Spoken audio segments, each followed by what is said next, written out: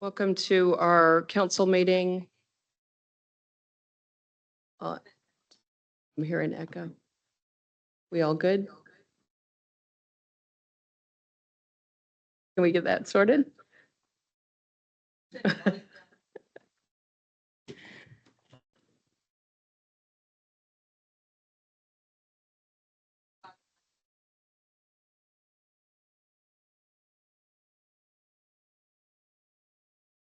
All right.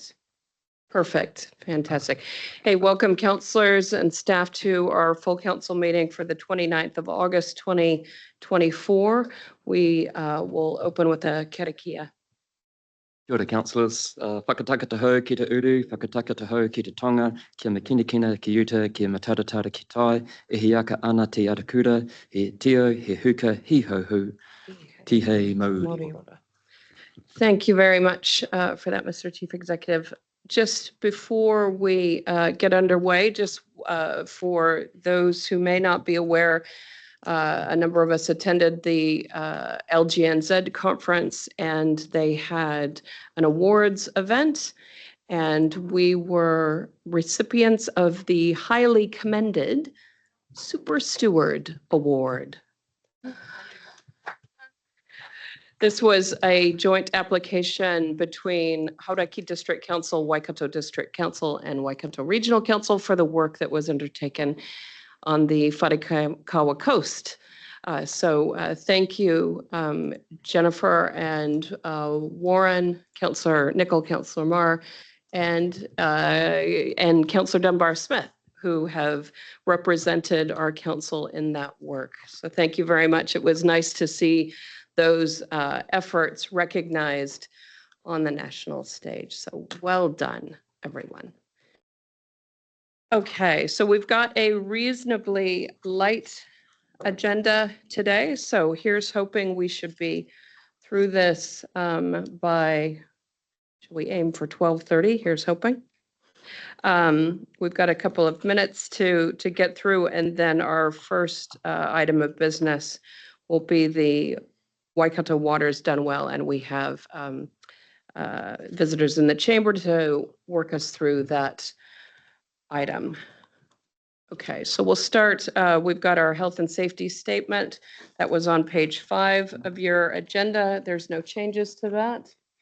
But since we do have externals in the room, just a very quick run through. Good morning, everyone. Just a quick summary. If in the event of an emergency, just follow the directions of staff. The nearest fire exit is through the main council doors, and to the right, there will be wardens. If you require assistance during any evacuation, just let staff know. Great, thank you very much for that, Dave. Apologies, we've got apologies from Councillor Smith and Councillor Mahuta. Any other apologies? We've got a mover in Councillor Downard, a second in Councillor Strange. All those in favor? Opposed? Carried. Confirmation of the agenda. Councillor Hughes to move. Councillor Strange second. And just noting that highlighted that the order of items shall be set out in the minutes, just in case we need to move things around to suit people's ability to attend and speak to the reports. So we've got a mover and seconder. All those in favor? Opposed? Carried. Disclosures of interest, any additional disclosures that have not already been registered, or any disclosures of interest with regard to items before the council today? Nope. Okay, so we'll move on to our minutes. We have 2 sets of minutes, the first one to confirm and the second one to receive. So we've got the minutes of the council meeting for the 25th of July. This is on page 7. Oh, we have Councillor Graff online as well, just noting that. Oh, and Councillor Kneebone online. So the minutes for the 25th of July, we've got Councillor Mover and Councillor Strange. seconded Councillor Downard. All those in favor? Opposed? Carried. And a second set of minutes, and we are receiving these minutes. This is for the Future Proof Public Transport Subcommittee for the 2nd of August. Mover and Councillor Strange. I'm happy to second those. All those in favor? Opposed? Carried. Okay. We'll move to item 7.1. This is on page 23 of your agendas. Waikato Water Done Well, presentation to council elected members. We've got in the council chambers with us today, we have Vaughn Payne, and we have Kelvin French and Don McLeod to present this paper to us. But first, I'll turn over to you to introduce. Yeah, thanks, councillors. So you've been aware that this work on how that we might set up to do manage some of the waters in the region has been ongoing for some time. There's going to be a substantive presentation and introduction to it, but what I just thought I'd do is just introduce the roles of Don, Vaughan and Kelvin, in the sense that Don has been leading the charge from a chief executive point, trying to coordinate things amongst the chief executives in this space. And of course, Don, who's the chief executive of Matamata Piako District Council, has a background in waters management, has extensive amount of experience in this area. Vaughan, in this role, he's been engaged by the chief executives and the councils in the region to bring together a potential way of managing things in the Waikato, which would be consistent with the government direction. And Kelvin French is the chief executive of CoLab, which is the local area shared service organisation for the Waikato, who are providing administrative support and doing work behind the scenes to assist this whole project. So, Don, I think you're going to introduce it. Over to you. Kia ora. Thank you, Chris, and thank you, Pam. I was going to say Mayor, but of course I'm in the Regional Council Chamber, Chair Pam, and thank you very much for the courtesy of allowing us some time today to talk to you, to the council.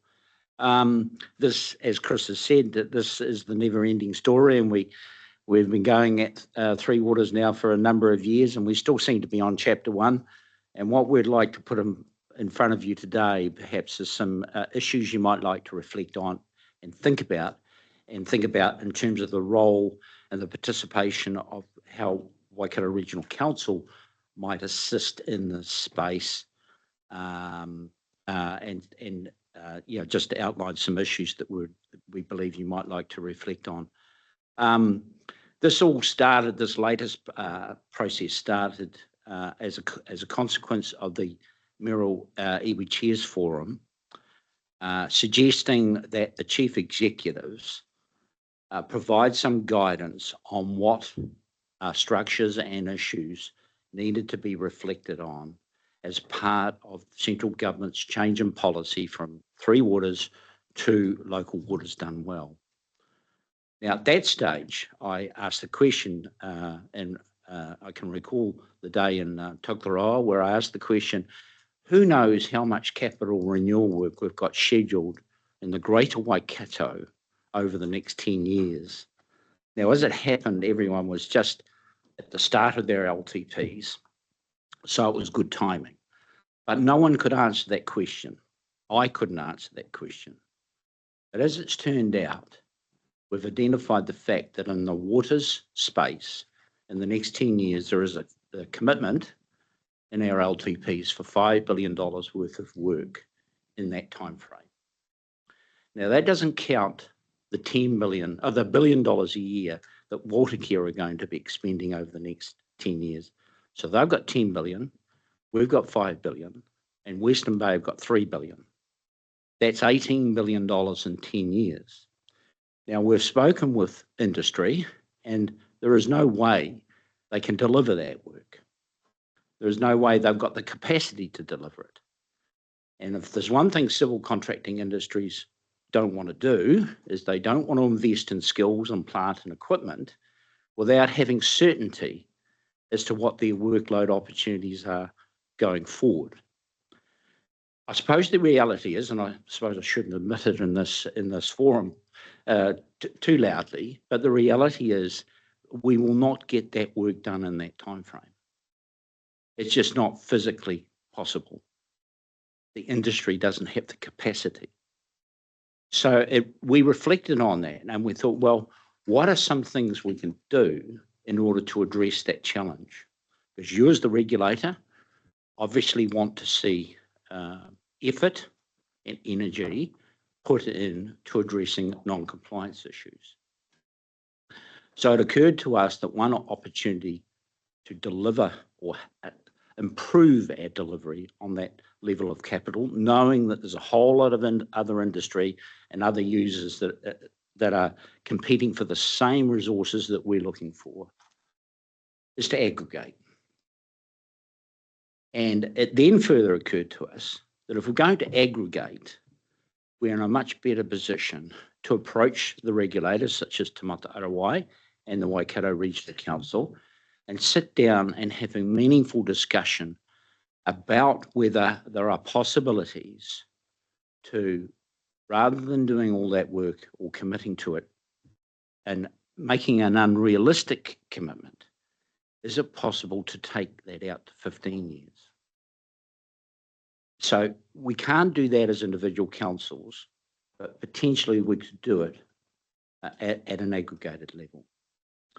The other thing that occurred to us is, and we'll talk about this a little bit more in the presentation, is that when we come to do our point discharge consent processes, the process at this stage, as it is at the moment, leads you down a path to simply address specific issue of discharge at that point in time, at that point in the river. And we end up expending many hundreds of millions of dollars and are scheduled to spend many hundreds of millions of dollars in a way that potentially is least effective in terms of the health of the river. And there is an opportunity, if we aggregate, not only to reflect on whether or not the challenge of those capital proposals could be done in a different way, but whether or not we could look at whether they're effective or whether we could spend money in a more effective way to address the health of the awa. And so what we're here today is just to explain that in a little bit more detail and suggest that the part or the role that Waikato Regional can play as a regulator is to reflect on whether there is potential to look at different strategies at a catchment-based level in dealing with one body rather than 10 or 9 other district councils. So with that, I'll hand over to Vaughan.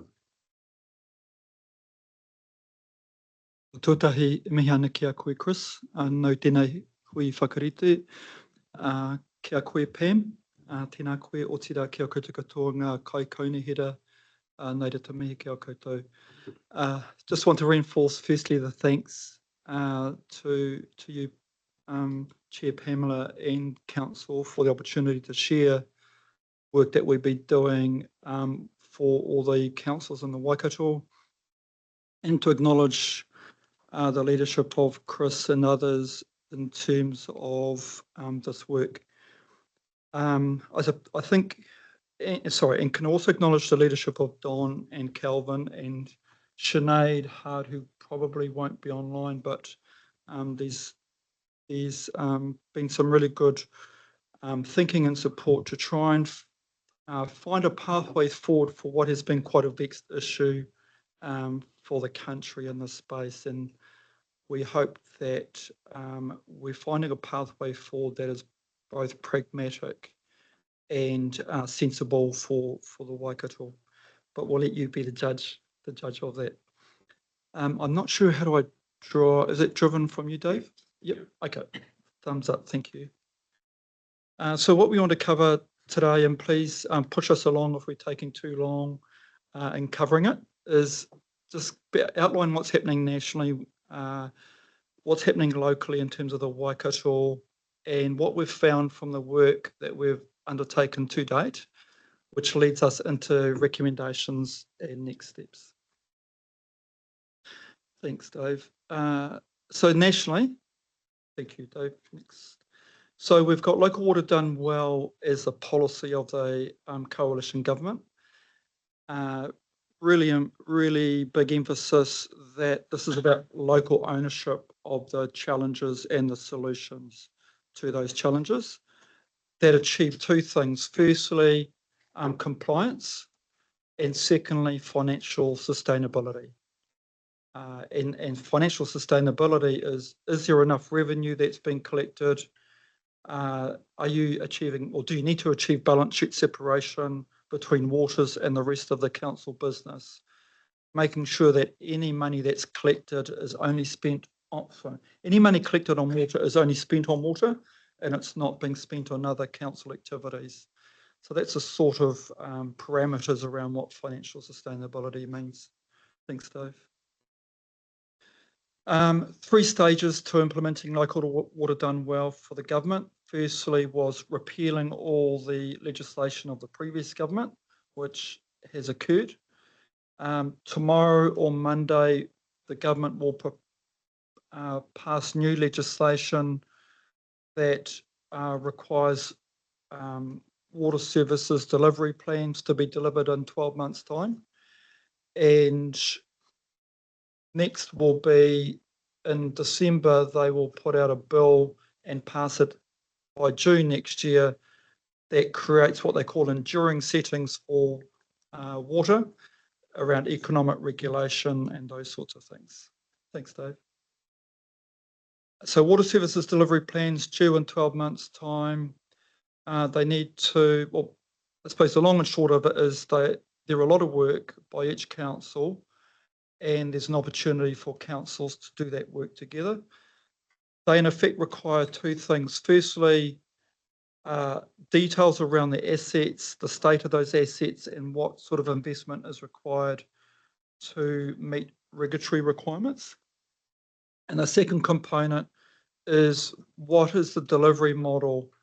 How will these plans be delivered? And not just to identify the delivery model, but what's the implementation plan for that model? Thanks, Dave. I won't go into too much detail here because it's primarily a territorial authority issue. But suffice to say that the work that we're doing is largely about identifying a delivery model that suits the Waikato councils. And the options that they have available, thanks, Dave, is to deliver water services in-house, in other words, that's the status quo. Just for a council to set up their own CCO or to set up a CCO with other councils.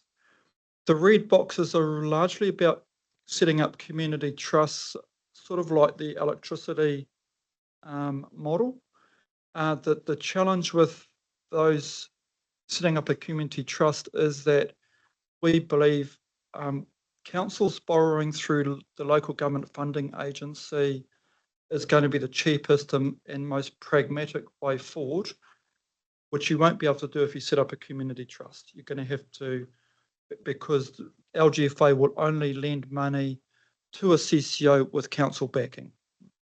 Thanks, Dave. The requirements for any model is to meet regulatory requirements, have a water strategy, be financially sustainable, and not allow any privatisation. In terms of governance, the middle box requirements are, and these are government requirements obviously, can't have staff or elected members on the governance of any CCO, must be a company, only managing water, and have a board that's competency based as opposed to being a representative model. Not to say that representatives aren't competent, but this is just want really professional directors, I suppose, is the goal. And I won't go through the community trust option, but we can come back to that if you'd like. Thanks, Dave. So turning to the Waikato, and if I can just talk about the joint forum first of all. So this is a combination of the mayoral forum and the iwi chairs of the Waikato who have come together to help find a way through what has been a challenging issue for the country and for our region. It is not a decision-making forum. It is what I would call a leadership forum. Their role has simply been to come up with some recommendations that now sit with each council for decision-making. Thanks, Dave.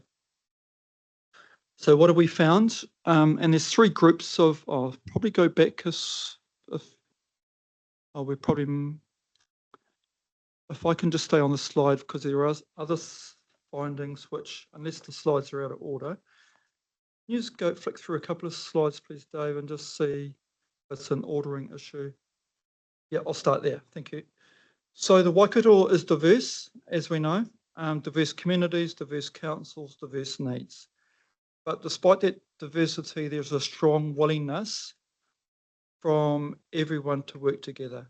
And you'll see that in your own issues that you work through with councils and with our iwi partners. And the following table is an assessment by each chief executive. Thanks, Dave. Yes, that table. This is an assessment by each chief executive of what they see as the main challenges for their council. We've got the councils on the left-hand side, and across the top of the slide, if you like, are different challenges. So we have debt capacity issues for some, affordability, the availability of the workforce, whether that's staff and or suppliers, delivering capital works. Business continuity is an issue that's particular to Waikato District Council because the contract they have with Watercare expires in 2026. So they need to find a home for their water business. Compliance and consenting are also challenges. And what else do I need to say on this? I think the next few slides will start to dive into a bit more detail for each issue. Vaughan, can you just confirm, is this just wastewater, is this wastewater and water? And I just want to point out to councillors and the staff that Neil Shaw's in the room, and he's the team lead of the regulatory part of Taumata Arawai, who sits in our building upstairs. Forgot to acknowledge you, Neil. Good. Yeah, so this is all three waters, so drinking water, wastewater, and stormwater. And it's the CEs were asked to look at not just what their current challenges were, but look out in terms of the next 10 years or so. So it's sort of future focused challenges, not just current. Thanks, Dave.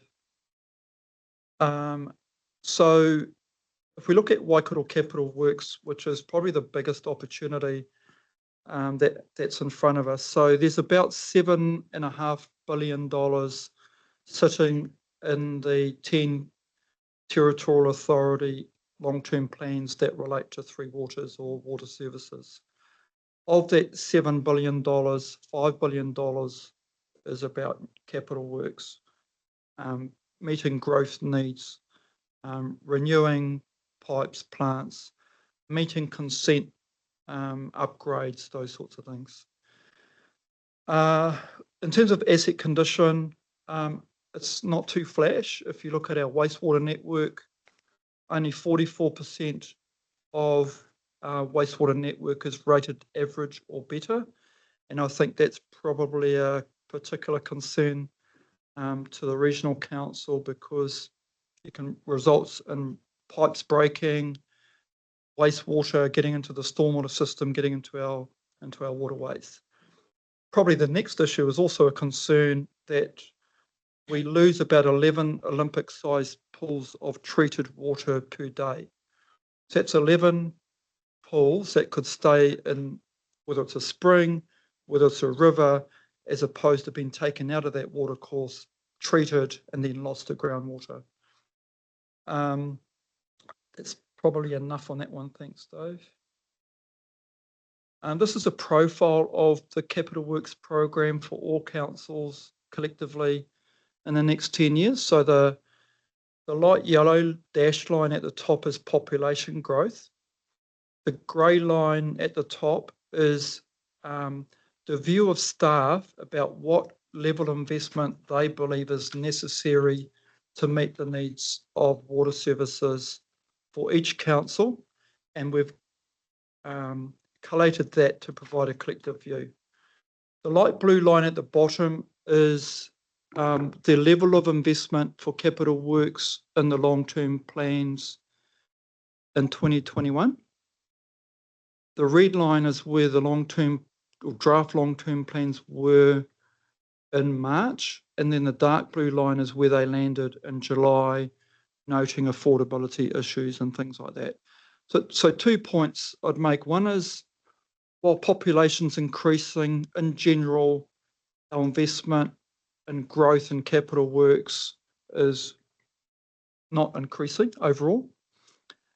So there's a disconnect there. Secondly, the lumpy nature of that investment, and without being, so I suppose just being honest, and this is what our councils will all generally acknowledge, a long-term plan generally is about investment for the first 2 to 3 years, and then staff know that it's going to come up for review in 3 years' time, so they'll put the investment in the first 2 to 3 years for the next 10 years. So they're not really 10-year plans, they generally become 3-year plans. Push it out. Or push it out beyond the 10 years. So year 11 might have a bit of a spike, but we can't see it. But I think with economic regulation coming, which will require, where councils are going to have to open their books, they're going to have to demonstrate that they're making the required investment to meet the needs of the regulators, to meet the needs of customers. You're not going to be allowed to have such a lumpy nor declining profile of investment going forward. And then, Dave, with your skill, can we go back to that colourful table back? So this, yeah, that one, thank you. So knowing that picture around investment in our long-term plans, this tries to look at how affordable is water at the moment for ratepayers. So we've got our councils listed. For every council, the average water rates for 2024. And then what we've said is where the average water rate is more than 2% of the average household income, there's an affordability challenge. And so you can see that Thames Coromandel and Waitomo currently have affordability issues. Then we've looked at the average water rates in 10 years' time and what affordability looks like in 10 years' time, and that you can see more councils having affordability issues. And this is based on long-term plans. So if we accept that long-term plans aren't really investing enough because they're trying to just look at the first 3 years, not 10 years, we think that this is a conservative estimate of what the affordability scenario looks like. Now, 2% of average household income is arbitrary. Watercare use 1.5%, so it's even a tougher threshold. Thames Coromandel have adopted 2.5%, so on that they would be green. But the point is, it's indicative that there's an issue around affordability rather than getting hung up on the exact numbers. So it's just indicating an issue, if you like. Thanks, Dave. Now, if you can find out where we left. Yes, and sorry, the only other point I'd make around that graph is its average household income across the whole of a district, not just the households who are connected to the water. So if the average household income of those who are connected to water supply or wastewater services ends up being lower than the overall average, then that affordability issue might look a little bit worse. Thanks. Yeah, so workforce. So I'm slowly working through the different challenges at a regional scale. Workforce, I think the last time we looked at a survey of the average age of our workforce across New Zealand, I think it was about 58 years old. And so we have if you like, a challenge around an ageing population, which isn't limited to the sector. I think the other point, as Don pointed out, is with the lumpy nature of investment council by council, it's really hard for the supply chain to ramp up and then let whether it's equipment, whether it's staff, they're always ramping up or ramping down because it's such a lumpy nature. And the idea is, as we get to the recommendations, if we can aggregate a capital works program across the region, then we can perhaps start to smooth the pathway and investment required to meet that $5 billion of investment that's proposed. Compliance consenting is a challenge for most councils. We note that Waipa and Hamilton City are pretty good in this space, both in terms of regional council and Taumata Arawai. But we note that 1/3 of all consents expire in the next 7 years, and that consents are a major driver of new capital works. Thanks, Dave. So that's sort of generic findings. If we move now onto financials, so we've done some financial modelling, putting all the long-term plans together, and we find that not everybody needs a CCO, but everybody could benefit from a CCO. Modelling shows that by aggregating services, we can achieve more with the same revenue. We really wanted to be able to say to each council, this is your water rates now, and if you aggregate it, this is how it might change. But because councils collect revenue quite differently, some have differentials, they might charge commercial users twice as much as residential and those sorts of things. It's really hard to compare what we call kina with kina. We know there's still a large gap between what staff believe is the investment required and what's sitting in long-term plans. We know that for some councils, there will be a significant increase in water rates under the status quo. And we do believe that staying connected to the local government funding agency is the most pragmatic option and cost-effective option from a borrowing point of view going forward. Thanks, Dave. So because we can't compare easily water rates in an aggregated model, we've said, well, what if we looked at some efficiency gains using an assumption of 1% per annum? And you might go, well, why 1%?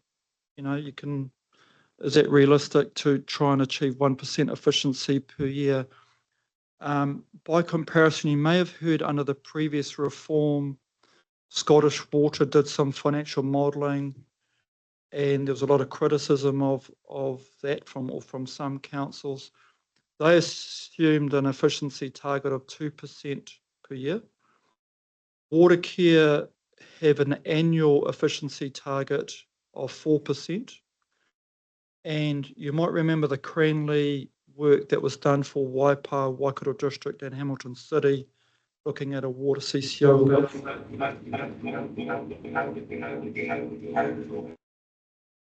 about 5 years ago. And Cranley assumed 4% efficiency target. So we think 1% is conservative. It's enabling us to model some efficiency benefits without overstating those benefits. And if we look at the whole of the Waikato region, all councils aggregating water services, after 10 years, there's an efficiency gain of 340 million. If we just look at the Hauraki Coromandel councils, so Matamata Piako, Thames Coromandel and Hauraki, is around 60 million. If we looked at the 7 councils in the Waikato River catchment, that's 280 million after 10 years.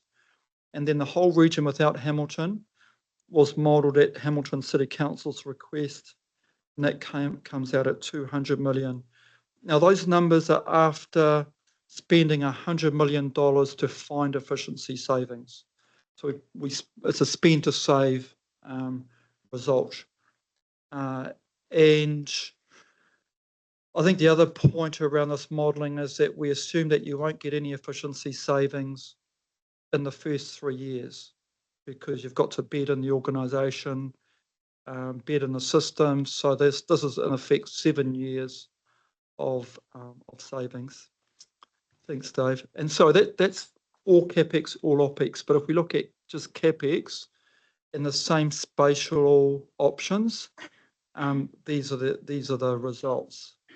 And we could have chosen different efficiency targets, but we think we don't want to overstate the benefits, but there are clearly some benefits. Thanks, Dave. This is possibly will be of interest to the regional council, and this is over and above efficiencies. Can we be smarter in the consenting space?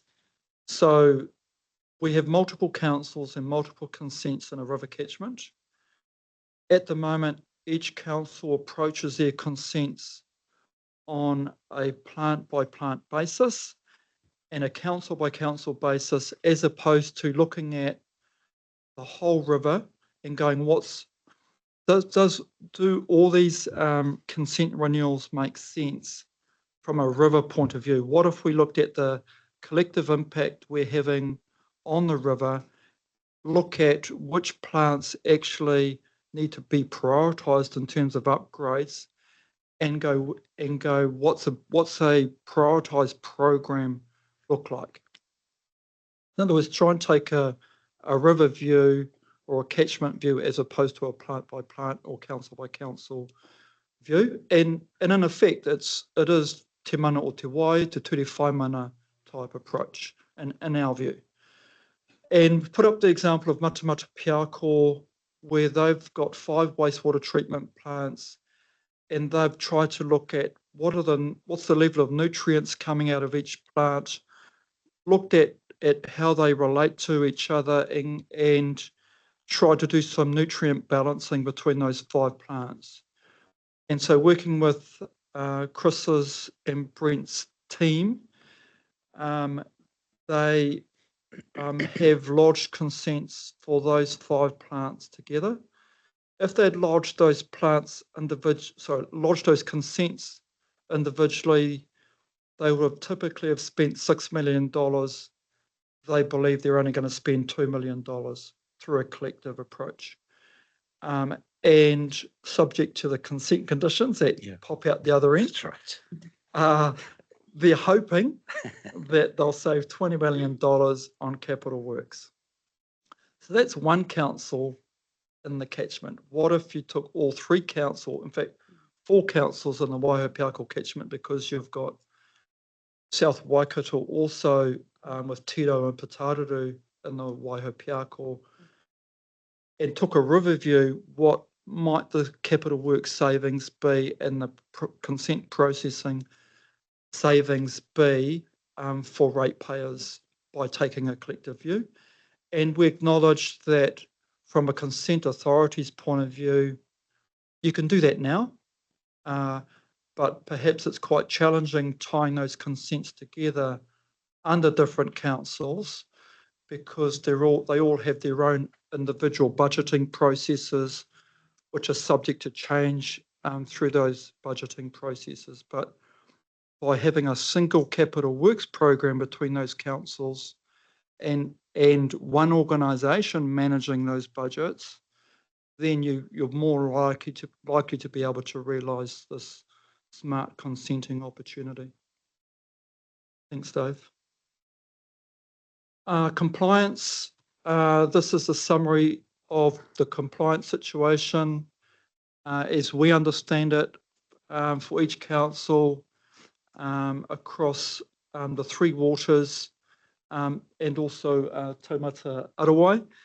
And you can see that in general, you've only got 2 councils without challenges in the last financial year, and this is just the last financial year, I think.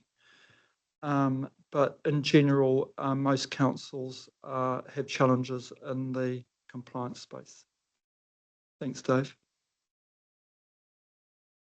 So the last finding you might be pleased to hear is about showstoppers.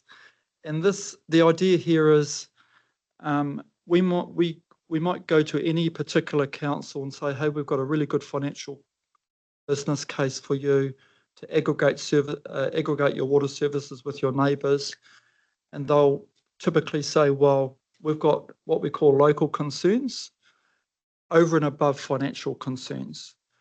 And so we've put up examples on the slide, concerns about what's their local voice and influence going to be like in a larger organisation. What about local needs of Matamata over Hamilton?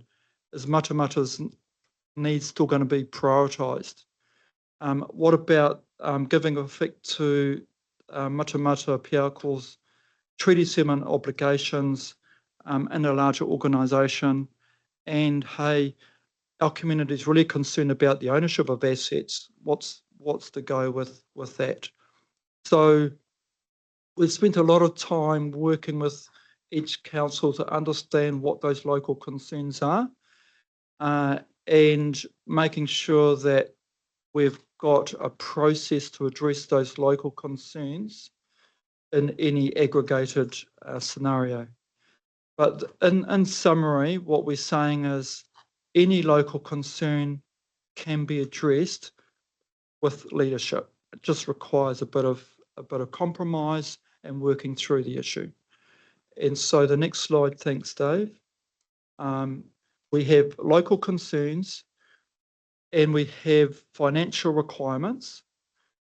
And it's about balancing those 2 issues, because you could, for example, have 100% local voice in any organisation you're creating, but those lending the CCO monies will say, well, we actually want a professional board in place, not elected members running this organisation. So it's about balancing those concerns. So thanks, Dave. There's a couple of more. Yeah, one more. Thank you. It's about leadership to work through that balancing act. Thanks, Dave. So we've come up with design parameters. We've grouped all the local concerns into 4 categories: local voice and influence, distributional impacts, service delivery scope, standards, and transitional issues, balanced against the need for credit rating separation and the ability to borrow more. And these are parameters that we would use in co-designing any aggregated model. Thanks, Dave. So the opportunity is to develop a financially sustainable model that can better deliver on community needs, regulatory requirements, government and community expectations. And so moving on to recommendations. So these recommendations have gone from the joint forum to every council, and we're currently working through these recommendations with every council. On Tuesday, I'm forgetting the days now, Tuesday, we had 4 councils formally consider these recommendations. being Waitomo, Otorohanga, Waipa and Taupo, and all four have accepted these recommendations. And then yesterday we had Hauraki District Council also unanimously accepting these recommendations, and Matamata Piako have made positive signals to go with it. It wasn't a formal meeting. So. There's a workshop. So it's going well so far in terms of, I think a key principle has been coming back to the fact that we're diverse, not everyone's got the same needs, is trying to find a way where everybody can see themselves in the approach, and having flexibility for each council in the process going forward.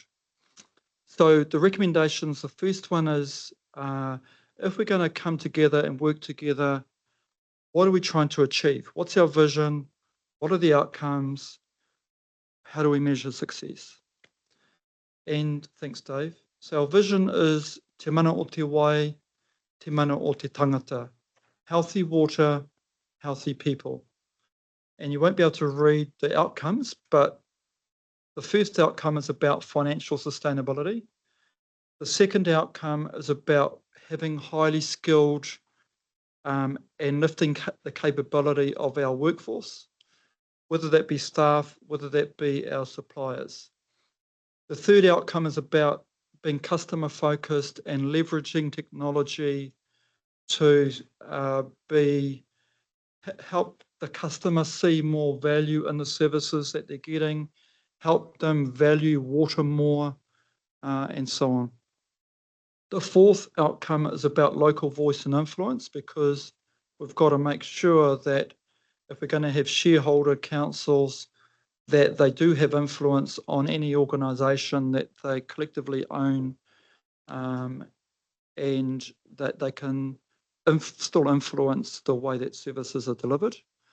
And the last outcome is about the expectations of key partners, of stakeholders, beyond the councils involved. Thanks, Dave. And then we've come up with success measures. So we've got the outcomes on the left-hand side. The grey box in the middle are measures relating to each outcome. So just quickly, on the financial side, it's about demonstrating that we are achieving more with the same amount of revenue. In terms of workforce, that we're lifting the capability of the workforce through training, through certainty of work, those sorts of things. Being customer focused, making sure that what's being charged to customers is as affordable as possible, and that will be driven by economic regulation. Local voice, making sure there's good mechanisms to ensure that local voice and influence continues. And an example of a success measure for about meeting partner expectations would be giving effect to Treaty 7 obligations in anything that we create. Thanks, Dave.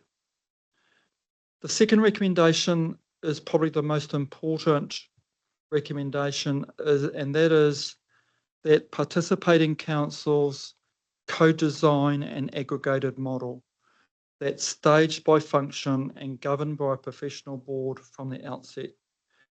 So stage one is establishing an entity that provides what we call functional services to participating councils, noting that the end point is delivering on those success measures we just went through, and through an aggregated and fully regulated water services entity.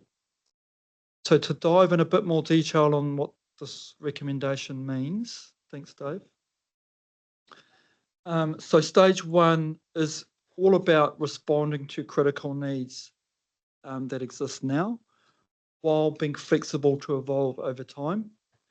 The functions we're talking about are capital works delivery, consenting, project planning and design, procurement, strategic asset management, education and training. And the focus of stage one is about driving common processes and ways of working across councils to achieve efficiency savings and building and lifting collective capability.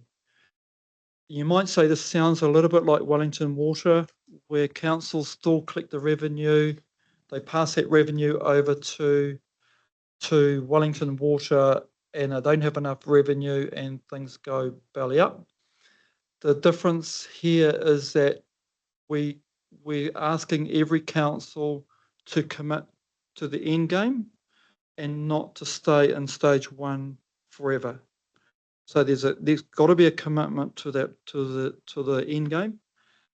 And for those councils who need a local CCO, we have an opportunity for them to achieve that balance sheet separation, increase their borrowing ability through this model as well, which I'll explain shortly. Thanks, Dave. So the key reasons for this approach and a staging approach is we're trying to avoid the big bang approach that we saw with the previous reforms. We're trying to focus on functions that are already largely outsourced. So minimizing the impact on operations and staff. And we're trying to give time, setting up a CCO and giving it the space to prove itself. And so unlocking some scale advantages without operations or assets being transferred. Creating off-ramps. So there's a number of off-ramps where councils can exit but also on-ramps when they can come back on, subject to meeting criteria. In terms of moving from stage one to stage two, the idea is the professional board, which we hope will be up and running by mid next year, would take responsibility for coming up with an establishment plan to move from stage one to stage two and having that plan signed off by the shareholders. And through that establishment plan, councils can see a pathway to move their whole business across to the CCO at a time and an agreed process. Thanks, Dave. So this slide here tries to explain in stage one what functions stay with the council and what functions move to a regional CCO. So in stage one, the ownership of assets, determining what ratepayers are charged, borrowing, deciding on what investment occurs in a council area, being responsible for compliance, and looking after operations all stays with the local council. And remember, the $7.5 billion sitting in the long-term plans, that's about $2.5 billion of the business. The $5 billion that is proposed that the CCO is responsible for is capital works, program management, procurement, consenting, project planning and design, strategic asset management, and education and training. And so you'd have a service agreement between the council and the CCO for those services. Thanks, Dave. So structurally, stage one, we have a board, we have shares being held equally, no matter whether you're Waitomo or Hamilton City, you've got the same shareholding in stage one, and service agreements between each council and the CCO.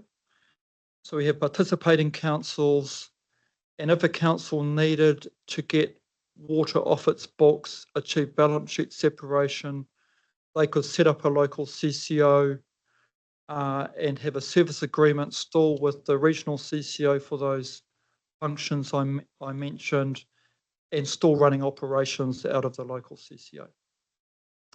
Thanks, Dave. So I know there's a lot in all of what I've said, but hopefully we've got time for some discussion shortly. I'm nearly there.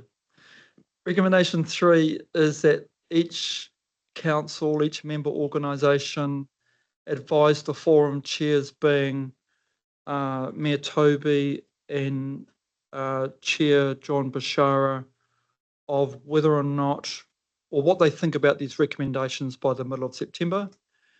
If they don't want to continue progressing, then they would exit the work stream, and we would keep them informed.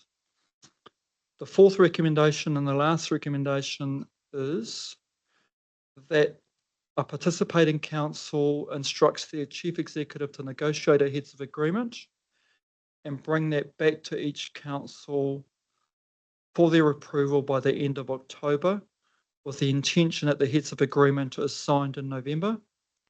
It's non-binding. It's a non-binding agreement to demonstrate a commitment to continue to make progress, notwithstanding that heads of agreement will form the basis of formal governance documentation like constitutions and so on, which would also be brought back at a later date. Thanks, Dave. So next steps, councils are resolving, making resolutions on the recommendations. In October, they'll see a non-binding heads of agreement, subject to whether they adopt that. Then they would see governance documentation in Q1 calendar year next year. And then by the middle of next year, have a board and establishment chief executive in place for stage 1. And as I said before, that board would then take responsibility to come up with a plan to move from stage 1 to stage 2. It might take 3 years, it might take 5 years to move from stage 1 to stage 2, but that will be up to the shareholders. And I think the last slide is the scope of the heads of agreement. So firstly, identifying those key governance documents: constitution, shareholders agreement, letter of expectations. How do we set up this stage 1 entity? What are the steps involved? What are the roles and responsibilities of each partner? How are decisions made in stage 1? A commitment to that endpoint, stage 2, and identifying how we move from stage 1 to stage 2. And then what are the agreed exit ramps and what are the agreed on ramps? So you could, for example, get a council that doesn't need a CCO on day 1. They might co-design this organisation. They might decide to exit after the adoption of the governance documents. But in 3 years' time, they might say, well, hey, we're really struggling on our own. And there's an agreed on-ramp for them to come into the CCO. So there's that flexibility, subject to meeting the criteria that are agreed through this process. So thank you, Chair Pamela and Council, for enabling us to share, and open for any questions, discussion and so on. Okay, we'll go to the Chief Executive for comment, and then I have a question. Thank you. Look, I just wanted to note the appreciation of the team that's been involved in inviting me in to be part of these discussions to date. They didn't have to, because in one sense this is about territorial local authorities and how they're managing their water and so on. But it's been, I just want to note that appreciation formally.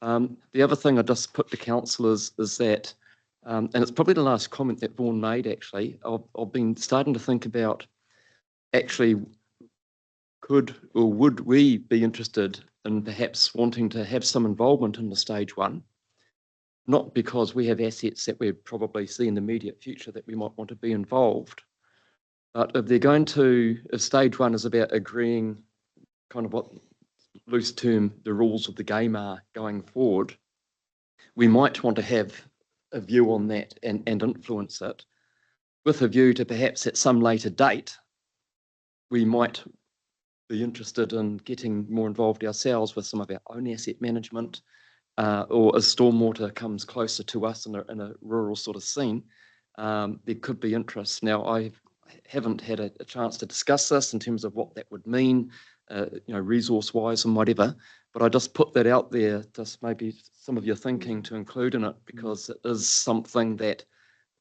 it's largely been a territorial authority type of discussion and construct, but it doesn't preclude our ability to perhaps want to be involved at an early stage. Thanks for that, Chris, because that really leads to what my question was before I open it up to the other councillors. Just, are you able to help focus our thinking on where is regional council's place in this? What is the advantage or the disadvantage of being in or out at this stage? Just noting that the vast majority of our assets are flood infrastructure and drainage assets. So just wondering if you wanted to add some commentary for councillors to consider that question that our chief executive has posed. The way I would see it is, obviously as the regulator, you have to maintain your independence and ensure that you're being seen to operate in an unbiased manner. But in recognising that and accepting that, I think both you as the regulator and us as the provider of these types of services, essentially we've got an agreement on the outcome. We all want to do what's required and necessary. We all want to ensure that we're meeting the expectations of our communities. You're representing them in one way, we're representing them in another. And we would hope that by having some form of aggregation, that relationship with the regulator can agree on outcomes that we both believe in and can see ways of achieving those outcomes that meets your needs and our needs. Now, if Matamata PR could come along and talk about what it would like to do, it doesn't carry, let's be blunt, it doesn't carry the same gravitas. And it doesn't necessarily achieve the outcomes that we both believe in the most efficient way possible. And that's the health of the river.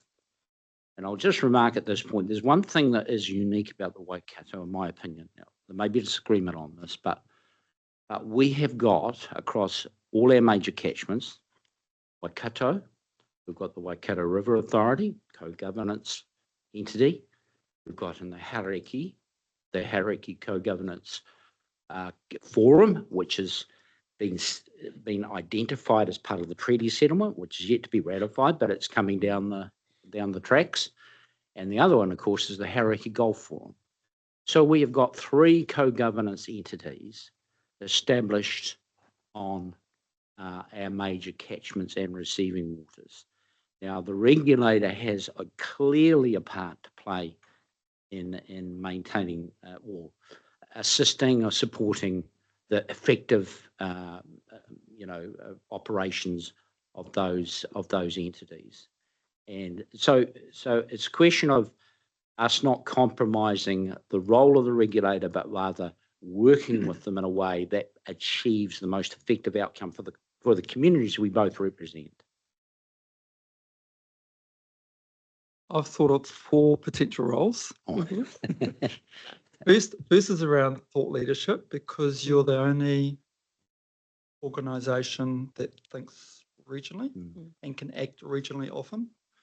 And that's what we're trying to do, and help councils understand the benefits of that regional approach while ensuring strong local influence and presence and so on. The second one is around technical leadership, and we've already started to have some conversations with Tracy's team around, is there any merit in this sort of catchment approach to consenting, and if we were to come up with a compliance strategy that's evidence-based, what could that look like? And so that's another important role. The third is what Chris alluded to, is that one day you might want to look at some of the assets that you have that are water related, and whether or not there's merit in being part of a regional capital works program, because I suppose if you start getting some decent scale from all the other councils and you're trying to compete in terms of your own program, there might be merit in going, hey, let's without compromising the regulatory role, hold hands together a bit more. And then I think the last opportunity is shared services in the technology space. We've talked about asset management being needed. There isn't a single asset management system across all the councils. Again, you're regional, you've got that sort of technology. Maybe there could be a shared services opportunity between what we're trying to create and what the regional council already has. So just a few ideas there. Great. Thank you for that. I just feel that helps councillors sort of frame their thinking as they ask further questions. All right, I've got Councillor Hughes, Councillor Kneebone, and Councillor Marr. Councillor Hughes. Thanks, Chair Pam. Don and Vaughan, thanks very much for your presentation. Much appreciated. I'm actually very encouraged to think that, common sense has prevailed. This is very much the Castalia model that was promulgated at an earlier date, and it sort of picks up on all the deliverables that I think will end up with a good result. As a Hamilton ratepayer, though, I am concerned when I look at my current water rates, which is your model there, which is $1,500, going to 5.5 or whatever the number, which is about a 260% increase over the next 10 years. Mm. When I look at the compliance chart, which you've got there, Hamilton City is one of the there's only two of us that comply with the current requirements. So I have to, as a ratepayer, I have to ask the question, why is my rates going up by 260% when we're already compliant? Mm. So that's my first question. And the second one is relating to your charging model, which I like, if I'm understanding it correctly, which means that the service delivery model is not going to be responsible charging and collecting the rates. That's still going to be to sit with the local council. So if we don't like what they're doing, we can kick them where it hurts. So is my understanding correct on that? So yeah, I guess the big burning question is why the massive increase when we know the service delivery company is going to have access to cheap money at a much higher level than what's currently available. My understanding is, and those figures are supplied by the councils themselves, but the biggest demand for Hamilton, as I understand it, is growth and dealing with the growth costs associated with their infrastructure. So more houses, more infrastructure, more. And whilst the developers pay for it, they come on the Hamilton City books and they depreciate on the Hamilton City books, and they're a depreciable liability on their books. So I suspect that's what we've been told, is growth is their biggest driver. As far as your second question is concerned, it was about charging, yeah, ring fencing of charges back to each council. You're right. Then in stage one, it might be that in stage two, after a number of years, there's comfort amongst shareholders to start to harmonise prices across between districts, but that's not a conversation that we expect people to be comfortable with in the short term. And it's interesting to note the legislation will allow for a fully separated, regulated CCO. This is stage two. If you want to create stage two next year, well, that'd be great. But I don't think that's going to happen.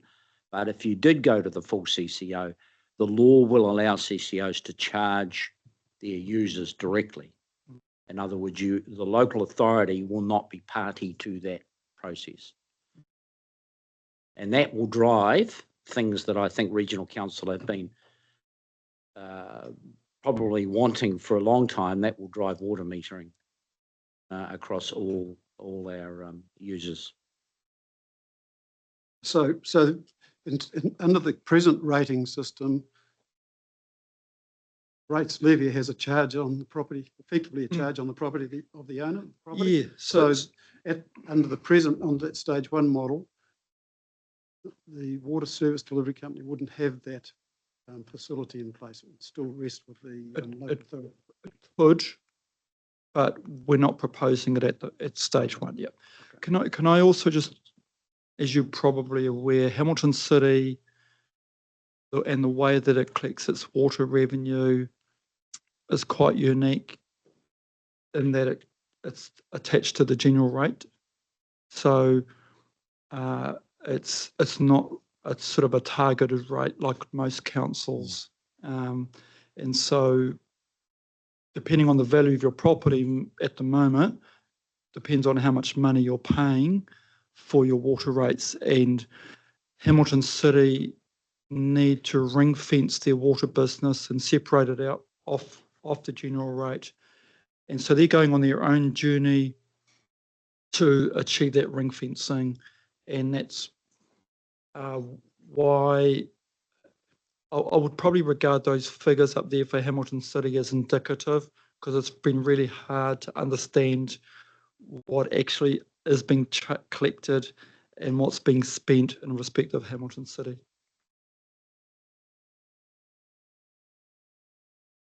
Councillor Kneebone.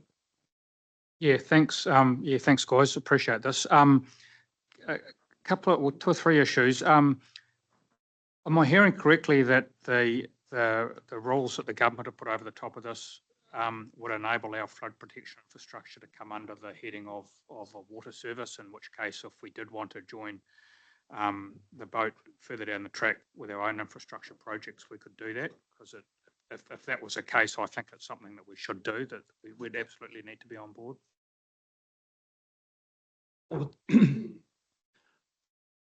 In terms of the government's definition of 3 waters, I don't think it includes the regional council's assets at this point in time.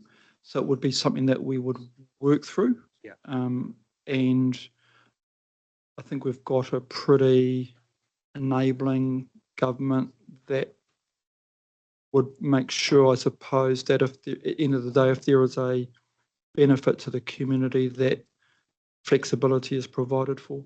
Yeah, I mean, the reality is our provision of flood protection infrastructure is facing the same challenges as 3 waters is. So why wouldn't we? Same contract. Yeah, exactly. Yeah. So, Calvin, for the people online, you're going to Right, thank you.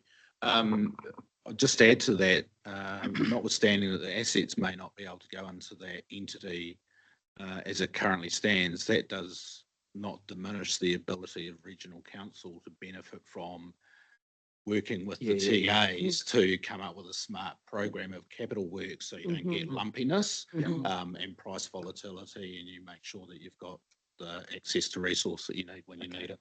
Yep, thanks. Another one was the concept of price harmonisation that you're calling it here, and acknowledge what you just said to Chris, and I'm hearing that that's still a discussion that has to happen down the track. To me, it's a crucial one because that's been the elephant in the room to date, and if we can't get past that, then this whole kaupapa is not going to work. And look, I'm a waipa ratepayer. We're in a much more privileged situation than the likes of Waitomo, So, but if we want Waitomo and Piu Piu to exist in the future, then we've got to work together, So that would be my feedback on that. The third one, there's a comment in here that councils still remain the regulated entity, and maybe you haven't got to this one either in the detail, but I'm trying to understand how that would work, given we've got a CCO sitting over the whole top, which effectively takes on the responsibility of managing it, and one would assume the responsibility if something goes wrong. I think, so certainly in stage 2, it will be a fully regulated entity and responsible for all compliance. In stage 1, if we're leaving operations with the local council, then any compliance issues associated with operations would still sit with the council. Yeah. But if there are, if the entity is responsible for capital works and there's some compliance issues associated with capital works, then the entity would be responsible for that type of compliance. So you'd probably say both have compliance responsibilities in stage one, depends whether it's operational or capital. Okay. So this comment's more of with reference to stage one, not Yes, down yes. the track. Yeah, okay, no, that's cool. No, thank you. Yeah. If I could, Chair Pamela, in response to your first comment about cross-subsidisation, and if you ever get the opportunity, and I think I might have flicked a copy of it to Chris, I'm not sure, there was an interview done on RNZ 18 months ago with the Chief Executive of Taswater. Now, Tasmania amalgamated its council waters, 22 councils from memory, and under an organisation, a CCO, called Taswater. And they spoke hugely highly of the mayors did of their entity.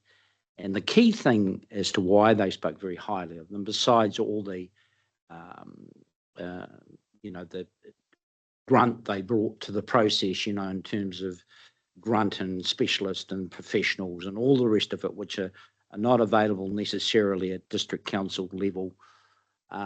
Besides those wins, the chief executive and the chairperson of the company formed strong relationships with each of their council owners.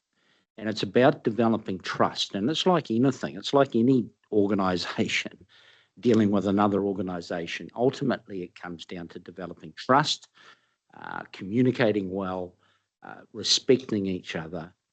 And in that sense, you can move to deal with some of those difficult, politically sensitive matters in time. Hence what we're talking about.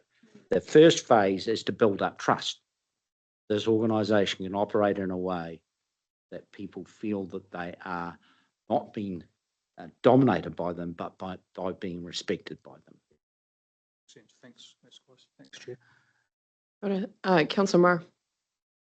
Thank you, Madam Chair. A couple of questions. First one up around the professional board. Who appoints that? And can you just outline for me the skills that you see those board members holding?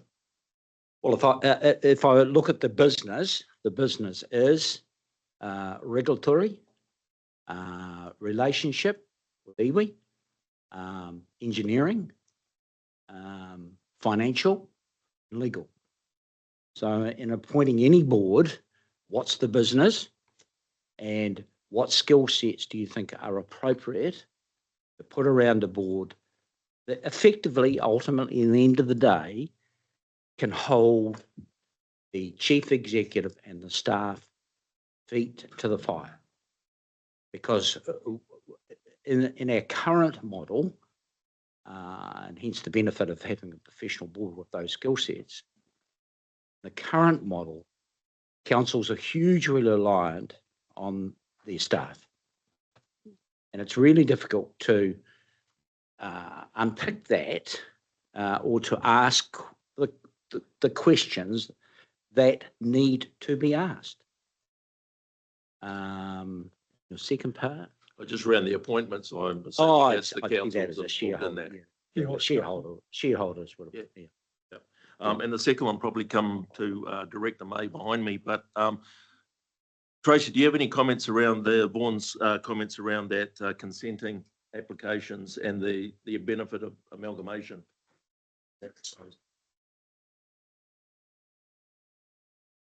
Sorry.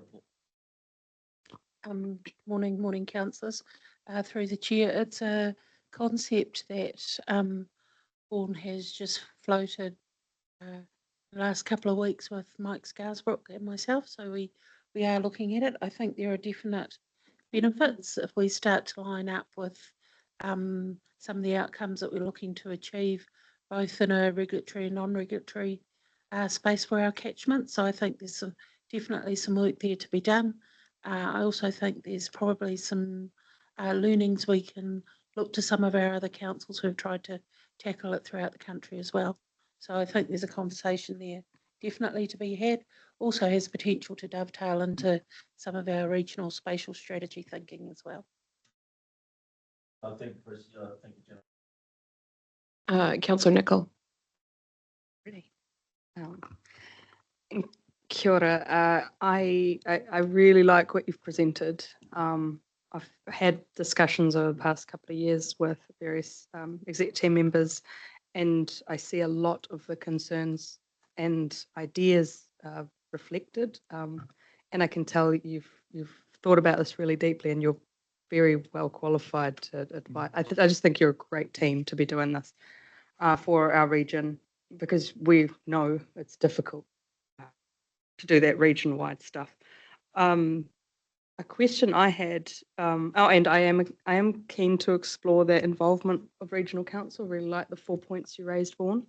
I think that as long as we're not an obstacle to getting the TAs collaborating, making them nervous or complicating it further and then scaring people, as long as that's not the case, and we are, we give consents to ourselves currently in this building, so we know how to manage that and we're confident with that, then I am 100% on board with that for getting the benefits long term for the expensive infrastructure we have as well. Question I just had was the infrastructure agency and other announcements of the last few days. Is there any reflections that you've got now in context of what you're trying to do here, how that might make things easier? Or Well, I think the bigger size does have benefit in this case in terms of infrastructure. I mean, I hope I'm not saying anything I shouldn't say, in the sense that we have had a history, this is well spoken about, well documented, had a history of chopping and changing our policy frames depending on which way the political winds are blowing. And we'll see it this year in the GPS for transport. We see significant projects that soak up hundreds of millions of dollars and then they're abandoned. Three Waters, they spent $1.5 billion on this process, and then we change our mind overnight. Now, I respect the fact that they're political decisions, but if you create entities like this that are able to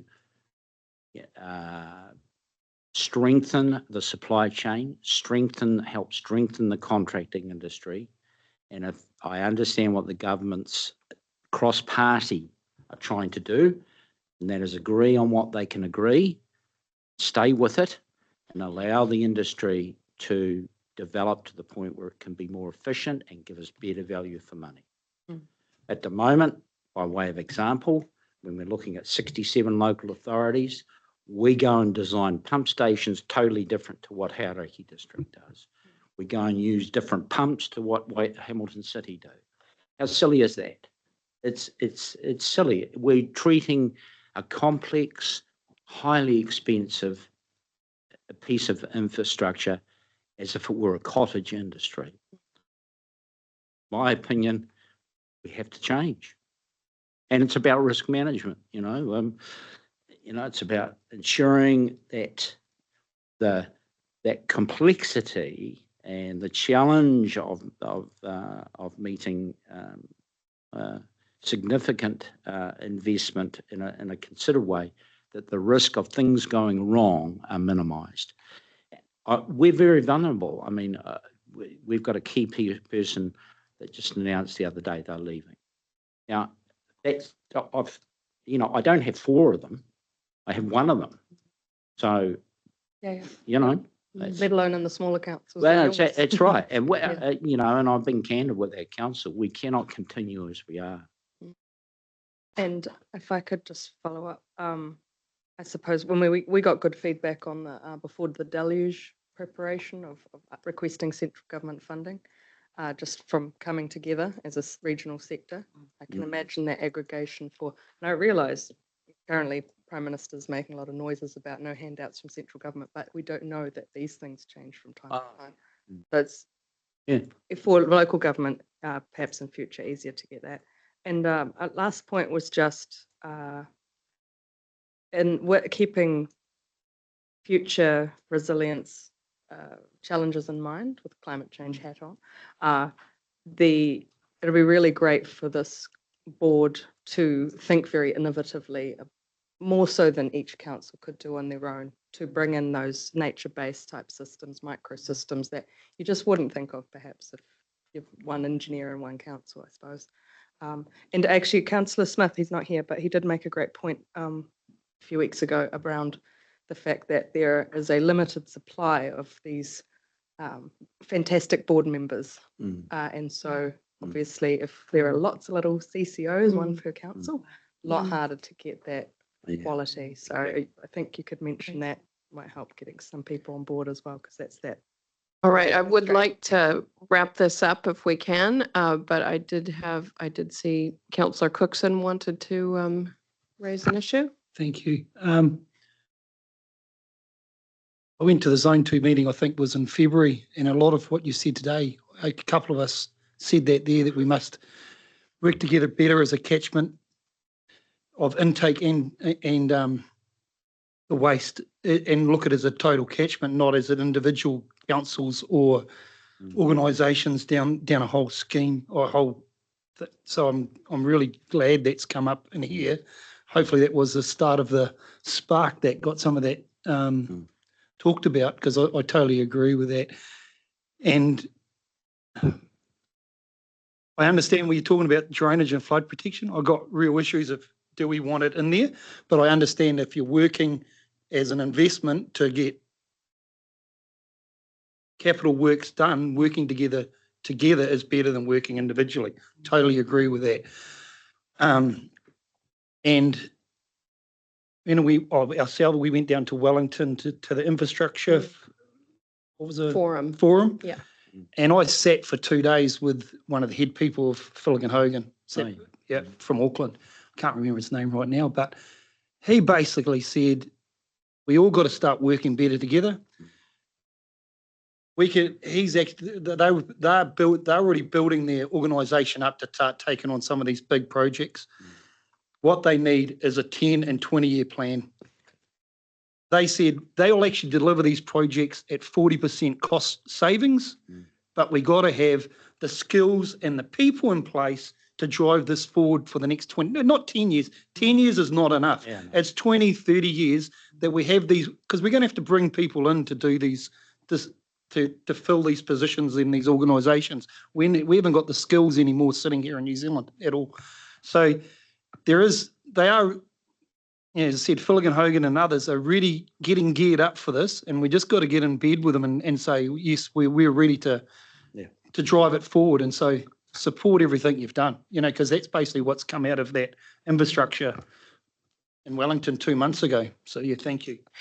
Thank you for that, Councillor Cookson. All right, councillors, I know that this report was put in front of us as more of a FYI and to be received, but I think we've heard some rationale for why WRC might choose to get involved at this stage, and I recognize that other districts are and the City Council are making their own decision, but we have heard around that ability for WRC to provide a thought leadership role from a regional perspective, provide that technical leadership around that catchment-based approach to consenting, as Councillor Cookson has just reiterated, acknowledging the assets of WRC may at some stage, it makes sense to include. And so wanting to make sure that we're able to influence some of the structure, some of the, perhaps some of the governance criteria and structure. There's some benefit in that, and also that shared services opportunity. So I'm just looking around the table. Councillor Kneebone, did you want to move something in that direction? Yeah, I was just looking at the timing. You want something by mid-September, which is only 2 weeks away. Which is why I'm encouraging us to make a decision today if we can. I'm quite comfortable with these kind of almost in principle type recommendations that our council supported, I'd be happy to move. Would you be happy to move that? I'm happy to second that. Any further comment? If not, all those in favor? Aye. Sorry, I'm the seconder. Anybody opposed? Nope, motion passed. Fantastic. Thank you very much, Kelvin and Dawn and Vaughn. Really appreciate the time you've taken to come today and help our council absorb the information and be able to ask questions and get a fulsome view of how the role we might play as a council, but also how this continues to support the Waikato region as a whole going forward. So kia ora for that. All right, councillors, it is 11:02. We will take a 5-minute break. So we'll be back. I'm going to say, let's call it 11:10. We'll be back at 11:10. Kia ora.